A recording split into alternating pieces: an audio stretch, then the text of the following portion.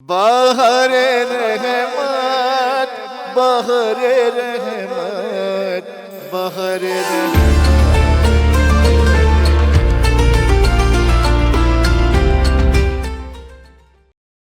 شکریہ میسم. آخری مرتبہ ہے لیکن سارے اطفال، چھوٹے بچے، ننھے نونہال بچے جو انتظار کر رہے تھے، میں خود انتظار کر رہا تھا. آج کی کہانی واقعاً ایسی عمدہ کہانی ہوگی، انشاءاللہ آپ لوگ بھی محظوظ ہوں گے. میں پڑھ کے بہت محظوظ ہوا، یقیناً آپ لوگ بھی محظوظ ہوں گے سن کر. سرکار کہانی ہے حضرت موسیٰ علیہ السلام کی.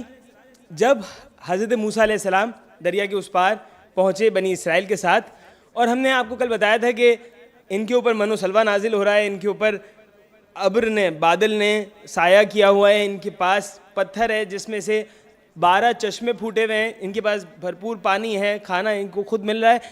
اور حضرت موسیٰ علیہ السلام نے فرعون جب دریا کے اس پار تھے، یعنی جب فرعون کی غلامی میں تھے اور جب فرعون ان کے اوپر ظلم کر رہا تھا، تو فرعون کی حکومت میں حضرت موسیٰ علیہ السلام نے بنی اسرائیل سے یہ وعدہ کیا تھا کہ اے بنی اسرائیل، اگر جب خدا ہمیں فرعون سے نجات دے دے گا، جب ہم اس عذاب سے بچ جائیں گے، اس کے بعد میں تمہارے لیے خدا کے پاس سے کتاب لے کر آؤں گا، جس کتاب میں شریعت ہوگی، جس کتاب میں سارے احکامات موجود ہوں گے. تمہیں جتنے بھی فقہی مسائل پیش آتے ہیں اس کا جواب تمہیں اس کتاب میں مل جائے گا. تمہارے سارے وظیفے، سارے اعمال اس کتاب میں موجود ہوں گے کہ تمہیں کیا کرنا ہے، کیا نہیں کرنا، کس سے بچنا ہے، کس چیز پہ عمل کرنا ہے، ساری چیزیں اس کتاب میں موجود ہوں گی. جب دریا کے اس پار پہنچے تو اب بنی اسرائیل نے حضرت موسیٰ سے کہا کہ اے جناب موسیٰ، آپ نے ہم سے وعدہ کیا تھا کہ آپ وہ کتاب ہمیں لا کے دیں گے. حضرت موسیٰ علیہ السلام نے خدا سے کہا، اور خدا نے حضرت موسیٰ علیہ السلام پر وحی کی کہ اے موسیٰ، کوہ طور پر آؤ، ایک پہاڑ ہے، اس پر آ جاؤ، 30 دن کے لیے اس کے پہاڑ پر آؤ، اور ہم تمہیں 30 دن میں وہ کتاب دیں گے.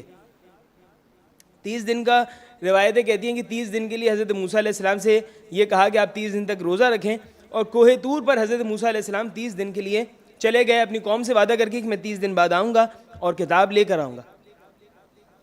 کہانی یہاں سے شروع ہوتی ہے. حضرت موسیٰ علیہ السلام نے جاتے ہوئے، نبی ہیں، صرف 30 دن کے لیے جا رہے ہیں، لیکن اپنی امت کو اکیلا چھوڑ کر نہیں گئے. اپنی امت کو ایک وارث بنا کر، ایک جانشین بنا کر امت کے پاس گئے تاکہ امت گمراہ نہ ہو جائے. حضرت ہارون علیہ السلام جو حضرت موسیٰ علیہ السلام کے بھائی ہیں، جن سے اس وقت فرعون سے پہلے حضرت موسیٰ علیہ السلام نے خدا سے دعا کر کے انہیں اپنا وزیر بنوایا تھا، اب انہیں اپنی قوم کے پاس اپنا جانشین وارث بنا کر حضرت موسیٰ علیہ السلام پہاڑ پر جاتے ہیں. اور حضرت ہارون ان سے کہتے ہیں کہ میری قوم کا خیال رکھنا. حضرت ہارون بصر و چشم حضرت موسیٰ علیہ السلام کی جانشینی کر رہے ہیں ان کی قوم کے پاس.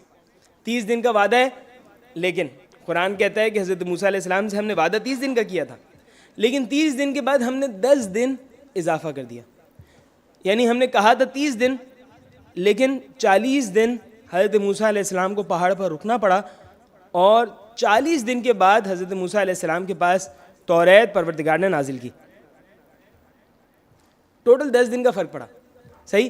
لیکن ویسے تو 10 دن بہت کم ہوتے ہیں، لیکن یہ 10 دن بنی اسرائیل کے لیے بہت زیادہ تھے. کیوں بھائی؟ جب حضرت موسیٰ علیہ السلام 40 دن کے بعد پہنچتے ہیں تو اب بنی اسرائیل کا حال کیا ہے کہ بنی اسرائیل خدا کو چھوڑ کر ایک بت کی پرستش کر رہی ہے. صرف 40 دن میں امت کی ایک بہت بڑی تعداد بت کی پرستش کر رہی ہے، اور باقی جو قوم ہے وہ انہیں روک بھی نہیں رہی. ان کے پاس بھی کوئی دلیل نہیں ہے کہ بھائی یہ بت خدا نہیں ہے. وہ قوم جس نے ابھی فرعون کو ڈوبتے ہوئے دیکھا تھا، وہ قوم جس نے حضرت موسیٰ علیہ السلام کے اوپر سے کے باعث اتنے سارے معجزات اور اتنی ساری رحمتیں، پروردگار کی نعمتیں ان کے اوپر نازل ہو رہی ہیں، وہ قوم ایک بت کی پرستش کر رہی. حضرت موسیٰ علیہ السلام اب جب واپس آتے ہیں تو واپس آتے ہی حضرت ہارون علیہ السلام، قرآن کہتا ہے حضرت ہارون علیہ السلام کی داڑھی پکڑ کر اپنی طرف کھینچتے ہیں. حضرت موسیٰ علیہ السلام غضبناک ہیں. قرآن کہتا ہے کہ حضرت موسیٰ علیہ السلام نے توریت کی، جو خدا نے ان کو لوحیں دی تھیں، جو تختیاں دی تھی جس پہ توریت پوری لکھی ہوئی تھی، وہ تختیاں زمین پر پھینکتے ہیں یا رکھتے ہیں، اور حضرت ہارون علیہ السلام کو داڑھی سے پکڑ کے کھینچتے ہیں کہ ہارون تم نے میری قوم کو سمجھایا کیوں نہیں, تم نے میری قوم کو چھوڑا کیوں. حضرت موسیٰ جانتے ہیں کہ حضرت ہارون علیہ السلام نے قوم کو چھوڑا نہیں تھا, لیکن اپنی قوم کو بتانا چاہتے ہیں کہ دیکھو اگر غلطی حضرت ہارون کی ہے تو میں انہیں بھی معاف نہیں کروں گا. حضرت ہارون علیہ السلام کو جیسی کہتے ہیں یہ, تو حضرت ہارون کہتے ہیں کہ اے میرے بھائی, میں نے انہیں چھوڑا نہیں تھا, انہوں نے مجھے کمزور کر دیا تھا, انہوں نے مجھے مستضعف کر دیا تھا, مجھے ضعیف کر دیا تھا. ابھی مستضعف کا جو میں نے لفظ استعمال کیا یہ میں آگے بتاؤں گا آپ کو میں نے کیوں استعمال کیا. لیکن حضرت ہارون علیہ السلام سے کہتے ہیں کہ حضرت ہارون کہتے ہیں کہ میں نے مجھے ضعیف کر دیا تھا, مجھے کمزور کر دیا تھا, اور یہ لوگ مجھے قتل کر دینے والے تھے. اب میں آپ کے پاس کیوں نہیں آیا؟ میں آپ کے پاس اس لیے نہیں آیا کیونکہ اگر میں آپ کے پاس آتا تو مجھے خوف تھا کہ کہیں آپ یہ نہ کہیں کہ تم نے میری قوم کو چھوڑ کیوں دیا. میں ان کے پاس رہا, ان کی کوشش کرتا رہا اصلاح کرنے کی, لیکن میں اصلاح کر نہیں سکا, لوگوں نے مجھے مانا نہیں, میری بات نہیں مانی. اب حضرت ہارون علیہ السلام تو بے گناہ ثابت ہو گئے. اب بات آتی ہے کہ حضرت موسیٰ نے اپنی قوم سے کہا کہ میری قوم تمہیں کیا ہو گیا, تم گوسالہ کی پرستش کرنا شروع ہو گئے, ایک بت کی پرستش کرنا شروع ہو گئے. بت کس شکل میں تھا؟ کوئی انسان کی شکل میں بھی نہیں, ایک گائے کی شکل میں, ایک بچڑے کی شکل میں تھا.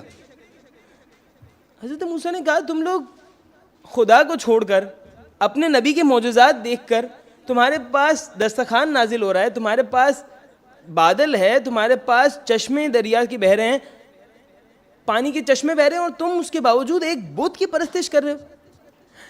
کہنے لگے اے موسیٰ, جو فرعون کے ساری عورتوں کے جو ہمارے پاس زیورات تھے نا, وہ پیسے ہمارے پاس بہت زیادہ تھے, وہ زیورات ہمارے پاس بہت زیادہ تھے. ہمیں سامری نے کہا کہ دیکھو حضرت موسیٰ علیہ السلام تو 30 دن کے لیے گئے تھے, وہ تو واپس نہیں آئے, وہ ہمیں چھوڑ کے چلے گئے. وہ اس لیے ہمیں چھوڑ کے چلے گئے کیونکہ خدا ہم سے خود بات کرے گا. اب یہ سامری ایک بنی اسرائیل کا ایک شخص ہے جو اپنی قوم کو گمراہ کر رہا ہے. کہتا ہے کہ یہ حضرت موسیٰ علیہ السلام 30 دن کا بول کے اصل میں بھاگ گئے, اور خدا اب ہم سے ڈائریکٹ بات کرے گا. حضرت موسیٰ کو سائیڈ میں کر کے ڈائریکٹ خدا سے امت کو کنیکٹ کرنے کی کوشش کر رہے ہیں لوگ. کہتا ہے کہ اے قوم, خدا نے حضرت موسیٰ علیہ السلام سے درخت سے بات کی تھی, ہم سے وہ ایک گائے بن کے بات کرے گا. تم لوگ ایک کام کرو, اپنے سارے زیورات دو, میں تمہیں ایک گائے کی شکل کا ایک مجسمہ بنا کے دوں گا, ایک ماڈل بنا کے دوں گا, اور اس میں سے آواز آئے گی. اچھا ٹھیک ہے. اب پوری قوم مان بھی گئی, حضرت موسیٰ کو چھوڑ دیا, اور اب ڈائریکٹ خدا سے بات کرنے کے چکر میں سامری کے پیچھے چل پڑے. سامری نے کیا کیا, ان کا سارے زیورات لیے, ان سب کو پگھلایا, اور وہ سونے کا ایک اس نے پورا مجسمہ بنا دیا. اب سونے کا مجسمہ دیکھ کے تو بڑا اچھا لگتا ہے, ٹھیک ہے اچھا لگ رہا ہے, لیکن اب اس سے بات کیسے ہوگی؟ سامری نے جب فرعون کا لشکر حضرت موسیٰ علیہ السلام کے پیچھے آ رہا تھا دریا کی طرف, تو سامری نے دیکھا تھا کہ جبریل علیہ السلام بھی ایک گھوڑے پر آئے ہیں جو فرعون کے لشکر کے آگے آگے چل رہے ہیں, اور اس کی وجہ سے فرعون کا گھوڑا حضرت جبریل علیہ السلام کے گھوڑے کے پیچھے چل رہا ہے, جس کی وجہ سے پورا لشکر ان کے ساتھ چل رہا ہے. سامری نے دیکھا کہ وہ جو جبریل علیہ السلام کے گھوڑے کے پیر ہیں, سم ہیں, ان سموں میں جو مٹی ہے وہ حرکت کر رہی ہے.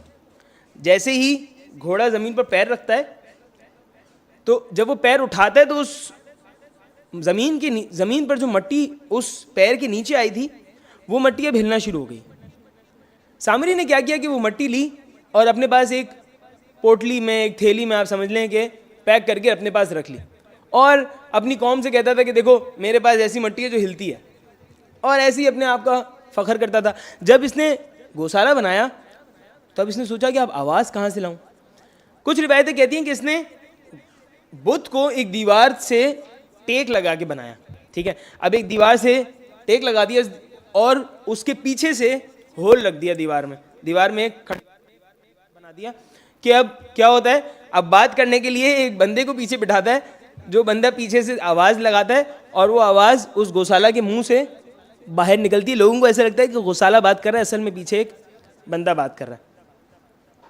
دوسرا مسئلہ, دوسری روایت یہ کہتی ہے کہ اس نے کیا کیا کہ اس نے جبریل علیہ السلام کی وہ جو گھوڑے کے پیر کی مٹی تھی, اس مٹی کو لے کے اس نے دریا کے اندر اس گوسالہ کے منہ میں رکھ دیا. اب منہ میں رکھ دیا تو اس سے ہوا کیا کہ اس سے اس گوسالہ کے اندر آواز پیدا ہو گئی. پوری قوم یہ سمجھی کہ یہ گوسالہ بات کرے گا. دیکھیں صرف گوسالہ کی آواز آئی, سونے کے مجسمے میں سے صرف گوسالہ کی آواز آ رہی ہے, صرف بچڑے کی جو کہ وہ ہنہناہٹ کی آواز ہوتی ہے وہ آواز آ رہی ہے, اور وہ آواز سن کے ہی وہ سب کے سب گمراہ ہو گئے. سب کے سب تو نہیں, لیکن ایک بہت بڑی تعداد گمراہ ہو گئی. کچھ لوگ کہتے ہیں 70,000, کچھ کہتے ہیں 12,000, کچھ کہتے ہیں 6,000, لیکن یہ قوم ان کی پرستش کرنا شروع ہو گئی, اس کو خدا سمجھنا شروع ہو گئی, اور اس سے اس کے اوپر سجدہ کرنا شروع ہو گئی. اچھا بھائی, اب جب حضرت موسیٰ علیہ السلام نے یہ دیکھا تو حضرت موسیٰ علیہ السلام نے سامری سے کہا کہ تو نے ایسا کیوں کیا؟ اس نے کہا نا مجھے یہ بات اچھی لگی. اس کو پتہ تھا کہ غلط ہے, اس نے کوئی دلیل نہیں دی, اس نے صرف کہا کہ مجھے یہ بات اچھی لگی اس لیے میں نے کیا. اچھا بھائی, اب کیا ہوگا؟ اب ایک سزا ہے سامری کی, ایک سزا ہے اس قوم کی جس نے یہ پرستش کی. سامری کی سزا کیا ہے؟ سامری کی سزا حضرت موسیٰ علیہ السلام نے اس کو یہ دی. حضرت موسیٰ علیہ السلام نے کہا کہ خدا نے تجھ پر ایسا عذاب نازل کیا ہے کہ اب تو کسی سے بھی اگر ٹچ ہوگا تو اس کو بخار ہوگا اور وہ مر جائے گا. سامری کی حالت یہ ہو گئی کہ یہ لوگوں سے چھپتا چھپاتا, کیونکہ لوگ اس کو اتنا زیادہ, لوگ اس سے خوف زدہ تھے, لوگ اس کو بھگاتے تھے اپنے پاس سے, اتنا مارتے تھے اس کو کہ اگر کوئی اس کے قریب آ جائے تو یہ لوگوں سے چھپتا چھپاتا آخر جنگلوں میں جا کے رہا, اور جنگلوں میں جا کے واصل جہنم ہو گیا, جس نے پوری اپنی قوم کو بت کی پرستش میں لگا دیا تھا. اب قوم کا کیا ہوا؟ قوم کا عذاب بڑا عجیب ہے. قرآن کہتا ہے کہ خدا نے اس قوم سے کہا کہ اگر تم چاہتے ہو کہ تمہارے گناہ معاف ہو جائیں تو جو تم نے گناہ کیا ہے, بہت بڑا گناہ کیا ہے, آپ نے خدا کی جگہ ایک بت کی پرستش شروع کر دی ہے. ان سارے معجزات کو دیکھنے کے باوجود عذاب یہ دیا, کہا کہ جن لوگوں نے پرستش نہیں کی ہے وہ لوگ ان کو قتل کریں جنہوں نے پرستش کی ہے. اب کسی کا باپ ہے, کسی کا بھائی ہے, پورا ایک ہی قبیلہ ہے, اپنے قبیلے کے لوگوں کو اپنے ہی لوگ قتل کریں, اور حکم یہ ہے کہ جو قتل ہو رہا ہے وہ روکے نہ اپنے آپ کو, وہ اپنے آپ کو بچائے نہ, اس کو بچانے کی اجازت نہیں ہے اپنے آپ کو.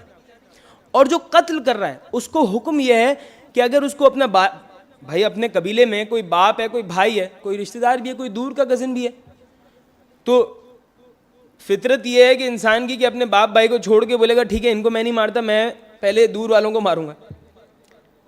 حکم یہ ہے کہ اپنے اور پرائے میں تفریق نہیں کرنی, جو بھی دکھے, جو بھی گنہگار دکھے اس کو قتل کر دو.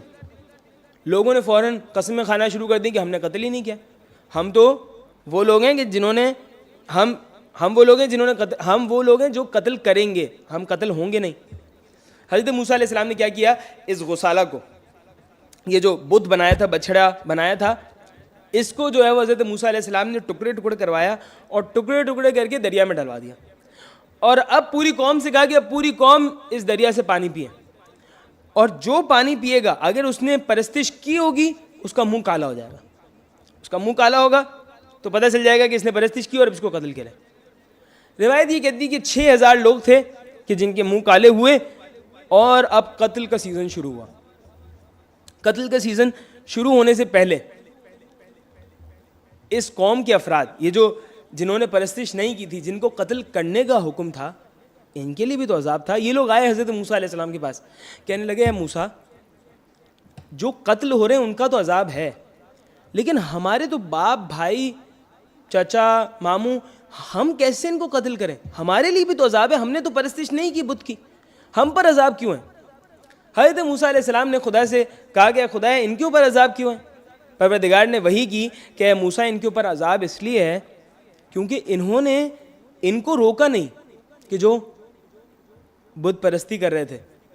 تو جب آپ بت پرستی کر رہے تھے تو آپ کو تکلیف نہیں ہوئی کہ آپ ان کو روکیں, تو جب وہ قتل ہو رہے ہیں تو آپ کو کیوں تکلیف ہو رہی ہے؟ یعنی اگر آپ ان کے صحیح رشتہ دار ہیں تو آپ کو ان کو اس وقت روکنا چاہیے تھا جب وہ گمراہ ہو رہے تھے. بات تو سمجھ میں آ گئی, لیکن پروردگار رحیم ہے, رحمان ہے. خدا جب اپنا بندہ اس کا سمجھ جائے کہ اس نے غلطی کی ہے اور اب پشیمان ہو تو خدا عذاب میں تخفیف کر دیتا ہے. قیامت کا عذاب الگ بات ہے, لیکن دنیا کے عذاب میں خدا آسانی کر دیتا ہے اگر انسان توبہ کر لے، کیونکہ دنیا میں تو توبہ کے راستے کھلے ہیں. لیکن توبہ کا عجیب طریقہ بتایا. خدا نے کہا اے موسیٰ ان سے کہو کہ اگر یہ چاہتے ہیں کہ ان کا عذاب کم ہو جائے، ان کی مشکل آسان ہو جائے، تو ان سے کہو کہ محمد و آل محمد پر درود بھیجیں، اور اب درود بھیجیں گے تو ہم اور ان کے واسطے سے ہم مجھ سے دعا کریں تو میں ان کا عذاب کم کر دوں گا. انہوں نے ایسا ہی کیا. رسول خدا صلی اللہ علیہ وآلہ وسلم اور ان کی آل پر درود بھیجا. درود بھیجنے پر خدا نے ان کے عذاب میں تخفیف یہ کر دی کہ خدا نے ان کے دل سے اس غم کو، رنج کو دور کر دیا. ابھی اپنے باپ کو بھی قتل کرتے تھے، اپنے بھائی کو بھی قتل کرتے تھے تو انہیں تکلیف نہیں ہوتی تھی، انہیں پریشانی نہیں ہوتی تھی. یہ تو ہو گئے چین سے. اب وہ جو 6000 لوگ تھے، ان کا قتل ہونا شروع ہوا. ان کا قتل ہونا شروع ہوا اور خدا نے، اب روایت یہ کہتی ہے خدا نے ان کے دل میں، کچھ لوگوں کے دل میں یہ بات ڈالی کہ جب انہوں نے رسول خدا صلی اللہ علیہ وآلہ وسلم اور ان کی آل پر درود بھیجا تو ان کا عذاب کم ہو گیا، تو ہم بھی تو محمد و آل محمد پر درود بھیج کے اپنا عذاب بھی تو کم کروا سکتے ہیں، ہم بھی تو توبہ کر سکتے ہیں. اب ان سب نے 6000 لوگ ہیں، اپنی جان کے لالے پڑے ہوئے، فوراً مل کے جمع ہوئے اور سوچنے لگے، مشورہ کیا. سب نے کہا کہ ہاں یہ ضروری ہے کہ ہم اگر مل کر توبہ کریں تو شاید پروردگار ہماری توبہ قبول کرے. اب انہوں نے حضرت موسیٰ علیہ السلام سے کہا کہ اب خدا سے انہوں نے ڈائریکٹ دعا کی.